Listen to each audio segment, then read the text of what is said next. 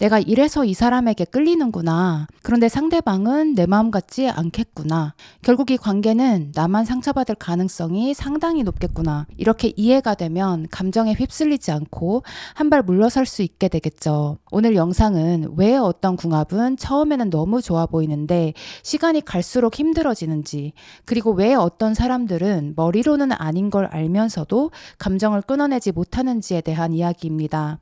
사주에서 최악의 궁합은 대개 환상으로 시작하기 때문입니다. 댓글에 이 일간끼리의 궁합은 왜 안 좋은가요? 라는 질문에 대한 답이 오늘 영상입니다. 생하는 궁합 이야기를 해볼게요. 생하는 궁합은 쉽게 말하면 짝사랑 궁합이라고 말씀드린 바 있습니다. 그런데 재미있는 건 처음부터 짝사랑 구조가 드러나는 경우는 생각보다 많지 않습니다. 오히려 생 받는 쪽이 먼저 호감을 느끼는 경우도 많아요. 예를 들어 정화와 무토라면 무토가 정화를 먼저 좋게 느끼는 경우도 많습니다. 박보검 씨 주변에 친하다고 알려진 여자 연예인들도 정화가 많고, 하트 시그널에서도 김현주 씨가 오영주 씨에게 먼저 관심을 보였죠. 문제는 이 관계가 시간이 지나면서 뒤집히기 쉽다는 것입니다. 처음에 좋아했던 이유보다 단점이 더 크게 보이기 시작해요. 팬이 안티가 되면 돌아올 수 없는 것과 비슷하죠. 연인 관계뿐만 아니라 인간관계도 그래요. 가장 크게 상처받는 관계는 오히려 처음이 너무 좋았던 관계입니다. 감기듯이 들어왔는데 알고 보니 나만 진심이었던 관계. 경금과 임수도 마찬가지입니다. 이 둘은 둘 다 차가운 기운이기 때문에 친구로는 굉장히 좋은데요. 남자 임수와 여자 경금의 이성관계에서는 꼭 그렇지 않습니다. 경금 여자는 외적으로는 지고지순하고 여성스러워 보이는 면이 있어요. 그런데 실제로는 생각보다 좀 단순하고 냉정한 면도 있거든요. 금기운 자체가 숙살지기이기 때문입니다. 반면 임수는 훨씬 섬세한 기질이 있어요. 경금은 토기운으로 시작해서 토, 금, 수의 방향이지만 좀 더 차가운 수기운으로 향하게 되는 거죠. 임수는 금기운으로 시작해서 다시 생명과 따뜻함을 의미하는 목기운을 지향하고 있거든요. 그래서 친구 정도의 관계에서는 괜찮은데 배우자나 연인처럼 깊은 관계가 되면 어느 순간 정서적인 결이나 지향하는 바가 생각보다 많이 다르다고 느낄 수 있습니다. 이것도 일종의 환상이 깨지는 거죠. 쌈디와 레이디 제인이 임수 남자와 경금 여자 관계였어요. 여기서 중요한 것은 경금의 숙살지기 기질이 모든 일간을 대상으로 안 좋게 발현되는 것은 아니라는 겁니다. 예를 들어 기토일간이나 간목일간은 경금의 숙살 기질을 문제로 느끼지 않을 가능성이 훨씬 높습니다. 레이디 제인도 결국 10살 연하의 간목남자와 결혼해서 쌍둥이 낳고 잘 살고 있죠. 물상으로 치면 경금은 가을의 추수를 위한 낙과 같아서 농가밭의 곡물을 수확하고 과하게 자란 나무의 가지를 손질하는 의미를 가지기 때문입니다. 기토와의 궁합으로는 기안 8사와 강민아, 원빈과 이나영이 기토 남자와 경금 여자의 대표적인 예예요. 그래서 궁합이라는 것은 누가 좋고 나쁘다가 아니라 누가 누구를 만났을 때 그 본질을 어떻게 받아들이느냐의 문제도 있는 것입니다. 상담을 하다 보면 이런 말씀을 하시는 분들이 있어요. 저는 진짜 이 사람 못 잊겠어요.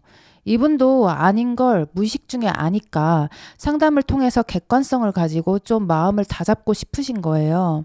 그리고 사주를 보면 또 진짜 아니에요. 근데 이게 어쩔 수가 없는 게 내가 남자복이 없어서 젊을 때 최소 한 번은 고생시킬 남자 만나는 팔자면 꼭 그런 남자랑 또 인연이 돼서 너무 잊기 힘들어요.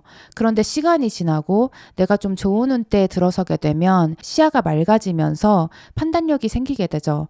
그러면서 그때 내가 그 사람을 만났으면 진짜 큰일 날 뻔했다는 걸 알게 되고요. 그래서 운때에 따라서 내가 가슴이 시키는 것을 따라야 하는 때가 있지만 또 가슴이 시키는 거를 진짜 죽자 살자 참아야 되는 때도 있다는 걸 알게 됩니다. 보통은 직업적으로는 가슴이 시키는 방향이 맞고 연애적으로는 참아야 하는 방향이 맞을 때가 많습니다.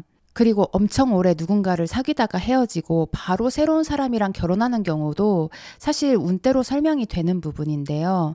보통은 안 좋은 운때에 인연이 아닌 사람을 만나다가 운이 바뀌면서 호운에 들어오면서 결혼운도 같이 들어와서 인연을 만나서 결혼하게 되는 경우입니다. 상담을 드릴 때 최대한 객관적으로 설명을 드리지만 이분이 상대방이 악연이라는 걸 알아도 이 인연을 끊고 헤어나오기는 정말 힘들겠구나라는 생각이 들 때가 많아요. 내 운명이 나에게 이득이 되는 방향에 반해서 어느 쪽으로 자꾸 끌고 가려고 할 때 이거를 참는다는 게 쉬운 일이 아니거든요.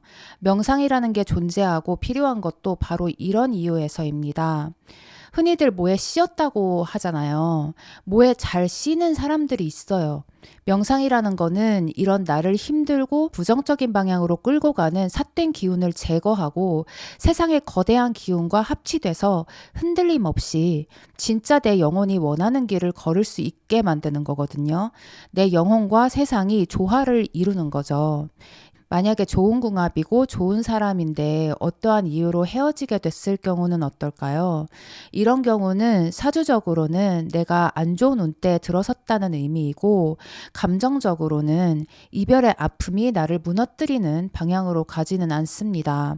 과하게 상처받는다든가 집착을 하게 된다거나 이런 부정적인 굴레에 들어가게 되지는 않아요.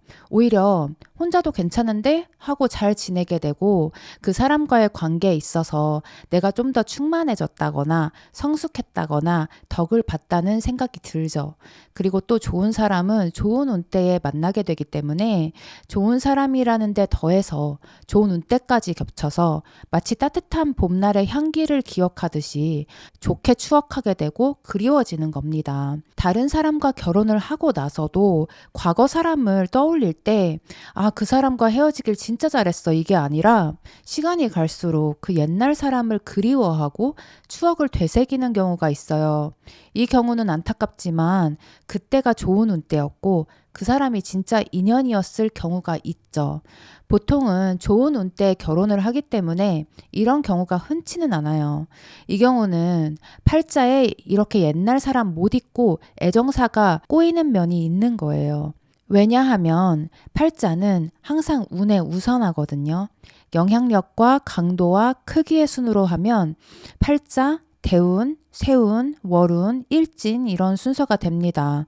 그래서 결혼하고 나서도 옛날 사람을 못 잊는다 이런 경우 팔자의 애정사가 그렇게 꼬이는 면이 강하게 있는 겁니다. 그래서 운이 그거를 넘어서지 못한 거예요.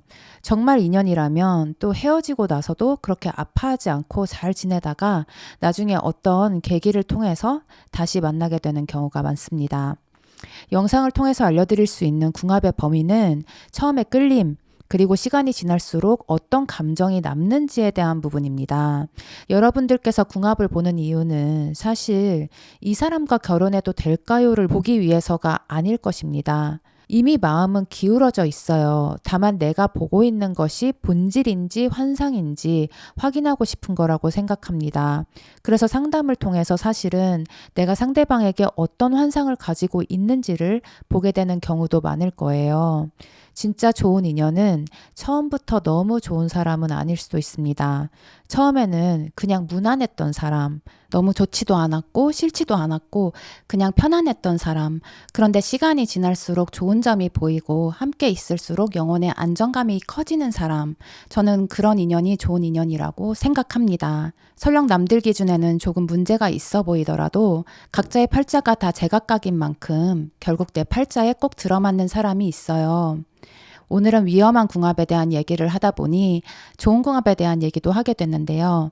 여러분도 살면서 처음에는 너무 좋았는데 시간이 갈수록 정이 떨어졌던 사람, 혹은 처음에는 별로였는데 지낼수록 좋아졌던 사람 한 명쯤은 있었을 겁니다. 그래서 누군가를 좋아하게 되었을 때 가장 중요한 질문은 내가 지금 보고 있는 것이 진짜 이 사람인가 일지도 모릅니다. 댓글로 궁금한 점 남겨주시면 다음 영상 주제로 참고하겠습니다. 오늘도 영상 시청해주셔서 감사합니다.